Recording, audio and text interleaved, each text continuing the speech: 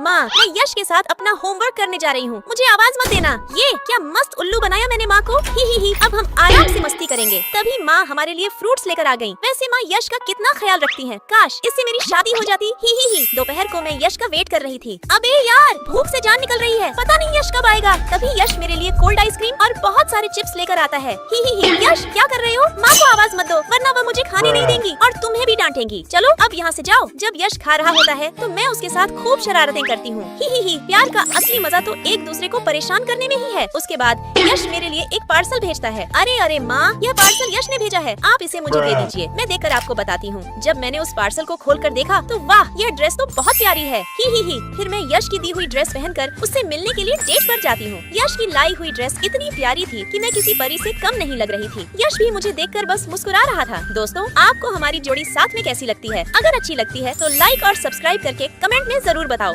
माँ, यहाँ दूर दूर तक नेटवर्क नहीं है, क्या बकवास गाँव है? मुझे नहीं रहना यहाँ। देखिए, फोन में सिग्नल भी नहीं आ रहे। माँ ने मुझे डांटा और कहा चुपचाप अगले 10 दिनों तक हमें इसी गाँव में दादी माँ के पास रुकना होगा, समझी? मैंने चिढ़कर कहा, लेकिन माँ मुझे नहीं रहना यहाँ, मुझे घुटन हो रही है और मेरे कपड़ों से भी अजीब सी बदबू आ रही है। माँ ने समझाया, बेटा हम यहाँ सिर्फ छुट्टियों में ही तो आते हैं, ऊपर से दादी माँ की तबीयत भी खराब है, उन्हें अच्छा लगेगा अगर हम यहाँ रहेंगे। तभी दादी माँ मेरे लिए दूध का गिलास लेकर आई और बोली, बेटा ये पी लो, तुम्हारी सेहत के लिए अच्छा रहेगा। मैंने मुँह बनाया और कहा, दादी मुझे यह डिब्बे वाला दूध बिल्कुल पसंद नहीं है। उसके बाद दादी मेरे लिए खाने के साथ देसी घी लेकर आई। दादी ने कहा, यह गाय का शुद्ध देसी घी है बेटा, खाकर देखो तुम्हें अच्छा लगेगा। माँ भी मुझे फोर्स कर रही थी। मैंने गुस्से में कह दिया, माँ मैंने एक बार कह दिया ना, मुझे ये सब फालतू चीजें नहीं खानी तो नहीं खानी, आप दोनों ही ये बकवास खाइए, मैं जा रही हूँ। मैं गुस्से में घर से बाहर निकल गई। रास्ते में चलते हुए मैंने एक भैया को देखा जो वही पॉकेट वाला दूध बेच रहे थे। उन्हें देखकर मुझे अचानक अपना बचपन याद आ गया। कैसे? बचपन में मेरी जिद करने पर दादी माँ मुझे वही पॉकेट वाला दूध दिलाती थी। मेरी आंखों में आंसू आ गए। मुझे एहसास हुआ कि मैंने कितनी बड़ी गलती की है और दादी का दिल दुखाया है। मैं रोते हुए घर की तरफ भागी। दादी मैं आ गई। दादी मुझे वापस देखकर बहुत खुश हुई। मैंने उनके गले लगकर कहा, दादी मुझे माफ कर दीजिए, मुझे आपके साथ ऐसा बर्ताव नहीं करना चाहिए था। मैं आपसे बहुत प्यार करती हूँ। आई लव यू दादी माँ, मैं आपको छोड़कर कभी नहीं जाऊंगी। दोस्तों, क्या आप भी अपनी दादी से प्यार करते हो? अगर हाँ तो लाइक और सब्सक्राइब करके कमेंट में आई लव यू दादी जरूर लिखना।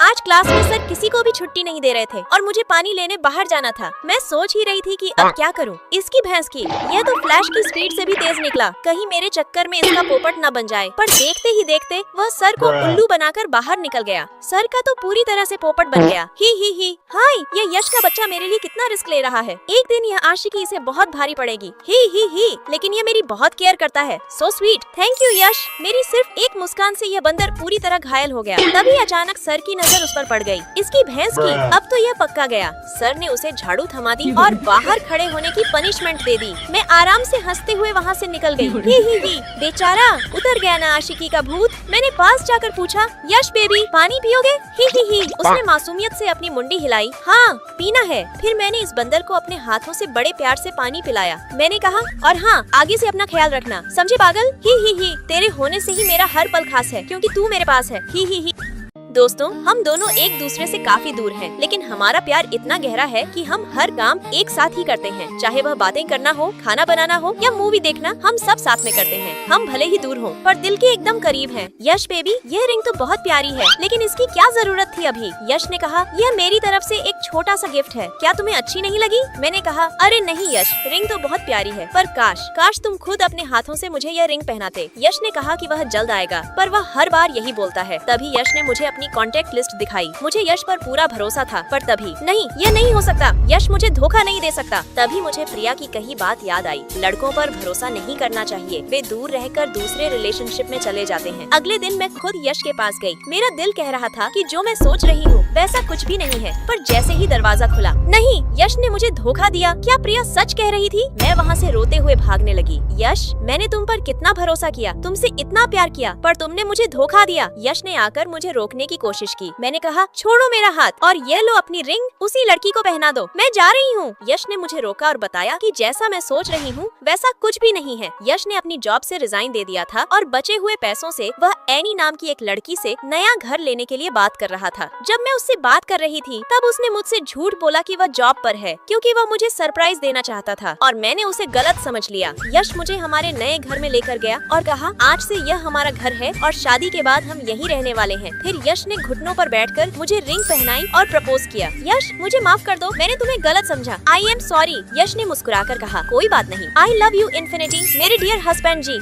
इसकी भैंस की। ये मॉम डैड फिर से आपस में लड़ने लगे। ये दोनों कभी नहीं सुधरेंगे। माँ, आप पापा की बात क्यों नहीं मानती? माँ उल्टा मुझ पर ही भड़क गई और मुझे ही सुनाने लगी। इसकी भैंस की, मुझे क्यों डांट रही हैं? मैं जा रही हूँ यहाँ से। आप दोनों के झगड़े में मुझे फालतू की डांट नहीं खानी। रात को मुझे जोर की प्यास लगी थी तो मैं पानी पीने गई, तभी मुझे फिर से आवाज सुनाई दी। लगता है माँ, पापा इतनी रात को भी लड़ाई कर रहे हैं। असल में माँ को बहुत गर्मी लग रही थी और पापा आराम से सो रहे थे। माँ पापा से इसलिए लड़ रही थी कि वह उठकर माँ के लिए पंखा चला दे। फिर पापा गुस्से में बाहर सोने चले गए और माँ ने अंदर से दरवाजा बंद कर लिया। ये दोनों हमेशा लड़ते रहते हैं, लेकिन सच तो यह है कि इसमें गलती मेरी और पापा की ही है। हम दोनों हमेशा घर का सामान इधर उधर बिखेर देते हैं, जिसकी वजह से माँ को बहुत परेशानी होती है। मैंने तय कर लिया कि अब से मैं माँ के काम में उनकी मदद करूंगी। माँ, आप ये कपड़े छोड़िए, अब मैं इन्हें धोऊंगी। पहले आप इधर आइए, ये लीजिए। माँ ने हैरानी से पूछा, ये क्या है? मैंने कहा, माँ, ये एनर्जी पाउडर है, इसे पीकर आपको रिलैक्स महसूस होगा और काम करने में आसानी मिलेगी। माँ, आगे से आपको इतना काम करने की जरूरत नहीं है, अब से आप सिर्फ आराम करेंगी।